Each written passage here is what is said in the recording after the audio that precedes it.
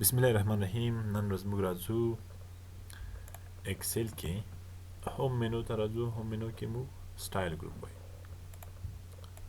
سټایل ګروپ کې راځو.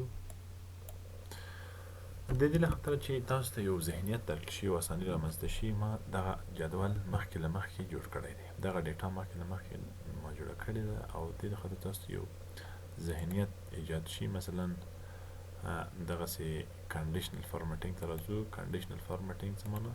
د یو شرط په اساس یو سیل ته یو فارمټ ورکوي. مثلا دې کې تاسو وګورئ که زه عدد تغییروم، مثلا هغه سیل قیمت هم ورسره کښته او پورته کېږي.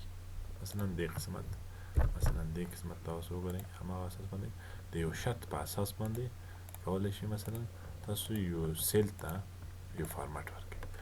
زه دا ټول ډیلیټ کوم دې په خاطر باندې چې موږ غواړو یو نوی دا څه رامنځته کړو.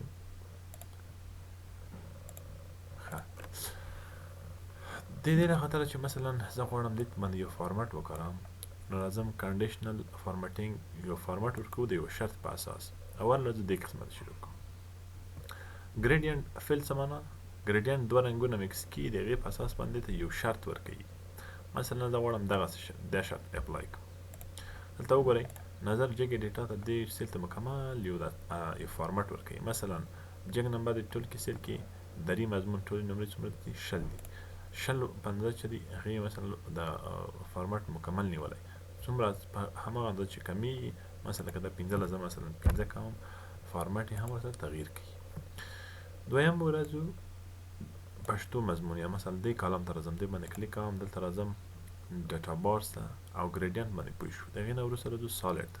سالډ تاسو کولی شئ یو سیل ته د یو سالډ رنګ په اساس، دا ګریډینټ څو رنګونه دوه رنګونه مکس کوي، سالډ یوازې یو رنګ په اساس باندې په هر اندازه چې تاسو وغواړئ په هماغه اساس باندې ته یو فارمټ ورکوي. مثلا که دغه فارمټ زه کم زیات کوم، مثلا 15 کوم، په هماغه اندازه باندې د دې په دې کالم کې مکمل ګوري د جګ نمبر چې کوم یې هغې ته خپل فارمټ ورکوي. څومره چې مثلا موږ سره اعداد کمیږي، اندازه کمیږي، مثلا 10 ته مکمل فارمټ دی، 12 ته دیګه فارمټ دی، او 10 ته مثلا مکمل فارمټ 14 همدې قسم باندې 18. دې نه وروسته راځو که مثلا زه راشم کنډیشنل فارمټینګ ته، ډیټا بارس ته او ګریډینټ او فیل باندې پوه شو. د هغې نه وروسته راځو کالر سکیل. کالر سکیل باندې که زه چېرته کلیک وکړم، مثلا کوم چې مثلا ښه دي هغې ته مکمل ګرین کالر ورته انتخاب کړی، کوم چې مثلا لږ ضعیف دي هغې ته لږ خیره تیره رنګ ورکوي. مثلا کوم چې مثلا نور نمرې کمې شي ته زیړ رنګ کې، کوم چې ډېر نمرې کمې دي هغې ته په سور رنګ کې، دې ته یو فارمټ ورکوي. په همدې قسم باندې زه مثلا راځم دې کالم ته، دې باندې کلیک کوم او دې نه وروسته راځم ډیټا بارس کالر سکیل ته. مثلا دې کالر باندې تاسو خوښېږي، دا کالر تاسو خوښېږي، هر کالر تاسو خوښېږي دې باندې کولی شئ اپلای کړئ. دې قسم وګورئ کوم چې رنګونه مثلا بل فارمټ دی لږ څه ښه دي، مکمل شین رنګ همدې اساس باندې خیره کېږي. کوم چې مثلا ډېر ټیټ دي ته زیړ رنګ ورکوي. د دې نه وروسته موږ راځو دې کالم ته.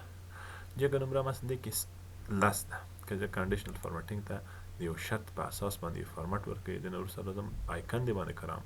مثلا که چېرته زه دا آیکن دې باندې کاروم، هلته وګورئ چا چې نمرې زیاتې دي هغې ته ټیک مارک لګېدلی، چا چې نمرې لږ کمې شوي دي هغې ته ایکسکلمیشن مارک لګېدلی یا زیړ رنګ سره لګېدلی، او چا چې نمرې ډېر کم دي ایکس مارک لګېدلی. د یو شرط په اساس باندې تاسو یو کالم ته، یو سیل ته، یو ډیټا ته څنګه کوئ فارمټ ورکوئ. مثلا دا فارمټ ورته لګوئ.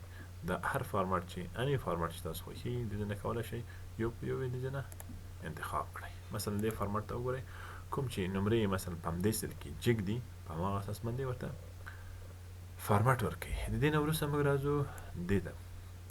په هوم ورک کې جګ نمبر مثلا 10 ده، همدې فارمټ ته ګوره راځو آیکنز ته. آیکنز کې مثلا زه غواړم دغه ستوري علامه ورته ولګوم. مثلا چا چې کارخانګي دایم راوړې ده 10 نمرې دي، د ستوري مکمل فارمټ اخیستی. دې نه وروسته که راځو مثلا دې کمه راوړئ، په آیکن کې داسې ته ښکاري چې مثلا دې خپله کارخانګي څومره په وخت ترسره کړې ده. همدې قسم دې ته راځو، همدې قسم دې ته. دې ته وایي کنډیشنل فارمټینګ او هم آیکن، کالر سکیل، ډیټا کالر. راتلونکي کې هایلایټ دین و انشاءالله په راتلونکو درسونو کې وایي.